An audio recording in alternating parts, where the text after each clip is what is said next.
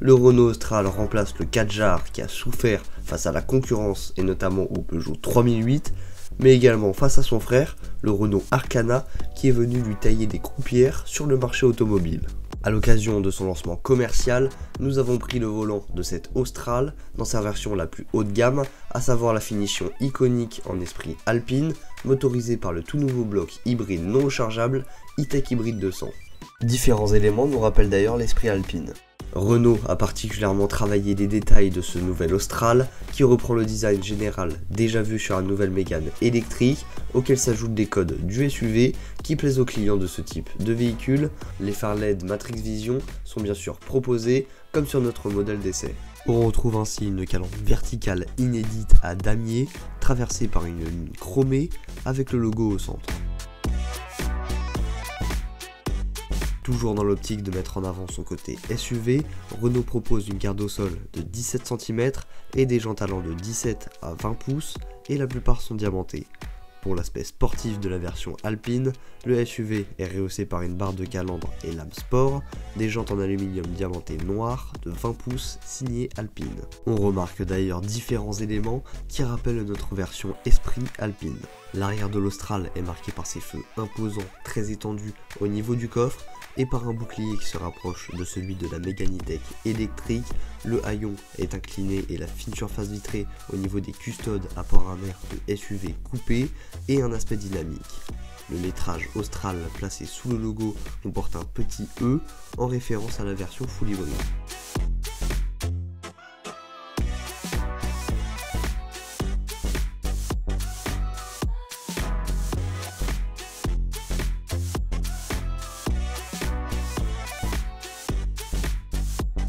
À bord du SUV familial, il y a comme une impression de déjà vu. En effet, la planche de bord est identique à la nouvelle Mégane E-Tech avec ses qualités et ses défauts, comme des commandes de climation certes physiques, mais trop petites et parfois mal placées.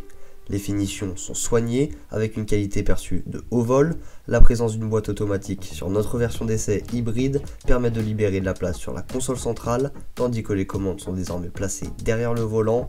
Dommage cependant qu'elle se montre un peu lente à réagir et que l'on a tendance à actionner les essuie-glaces au lieu de passer la marche avant ou arrière. Notre version disposait également de la charge à induction et contrairement à la Mégane qui doit s'en passer, d'un grand toit vitré qui apporte de la luminosité à l'habitacle. Tout comme à l'extérieur, l'intérieur fait aussi référence à la marque Alpine. Il y a un petit drapeau tricolore sur la couture latérale et des doubles surpiqûres bleues, mais aussi sur la console centrale. Les ceintures disposent d'un liseré bleu et l'ensemble composé aussi d'un volant en Alcantara, d'un pédalier aluminium et de seuils de porte marqués Alpine.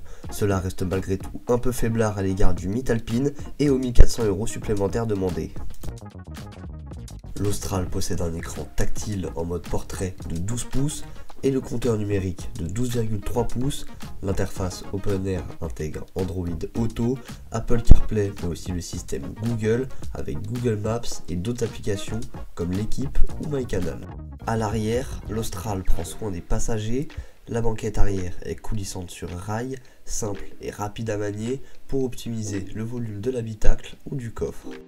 Dans ses versions micro-hybride, mild hybride et full hybride, ce dernier offre 500 décimètres3 et peut grimper jusqu'à 575 décimètres3 une fois la banquette coulissante avancée ou jusqu'à 1525 décimètres3 avec les sièges arrière rabattus. Pour faciliter l'ouverture du coffre, le haillon est motorisé. S'il se montre assez lent, il a l'avantage de pouvoir être manipulé par des enfants et bénéficie d'une fonction main libre. Sur la route, dans l'ensemble, le confort est vraiment très bon, les suspensions se montrent efficaces et prennent soin des passagers, et l'affichage de tête haute est très visible de jour comme de nuit. En termes d'insonorisation, quand le moteur électrique est actif en solo sur quelques kilomètres, on apprécie le silence à bord. Dommage qu'à l'arrêt, la recharge de la batterie provoque de fortes vibrations qui viennent dégrader la très bonne impression générale. Malgré ça, il se montre assez discret. Renault assume ce choix, le constructeur préfère recharger au plus vite la batterie en tirant sur le moteur thermique, quitte à provoquer ces désagréments. Grâce à son châssis Fort Control, l'Austral se montre très agile sur des routes sinueuses. Ce système disponible en option permet de disposer de 4 roues directrices. à basse vitesse, les roues arrière braquent en sens opposé aux roues avant, ce qui permet de réduire le rayon de braquage qui est ici de seulement de 10,1 mètres, plus court que celui d'une citadine.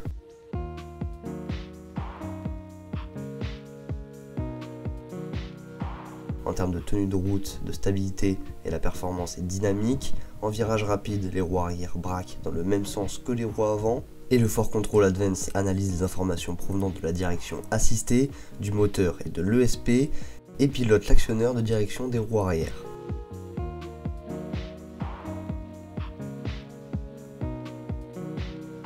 Ce nouvel Austral procure également un confort au meilleur niveau grâce à son train arrière multibras. En fonction des réglages multisense sélectionnés, les roues arrière braquent jusqu'à 1 degré. Et le conducteur peut désormais personnaliser l'agilité de son véhicule avec 13 niveaux. En termes de sécurité, sans aucun doute, le SUV a suivi le même chemin que la Mégane électrique récemment, qui a obtenu la note de 5 étoiles lors du dernier crash test.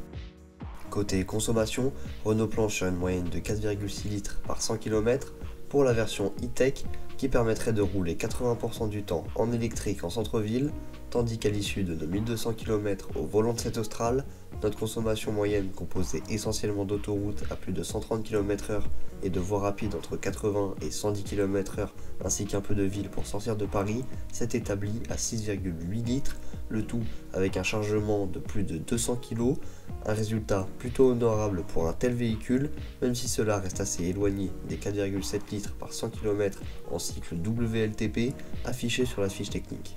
Le Renault Austral affiche un design avec une nouvelle teinte de carrosserie gris schiste satin, spécialement élaborée pour cette version alpine et dispose de 32 aides à la conduite. L'Austral en version Esprit Alpine ou look sportif est disponible pour la première fois sur un véhicule de la gamme Renault. Cette finition puise son style unique dans l'ADN sportif de la marque alpine.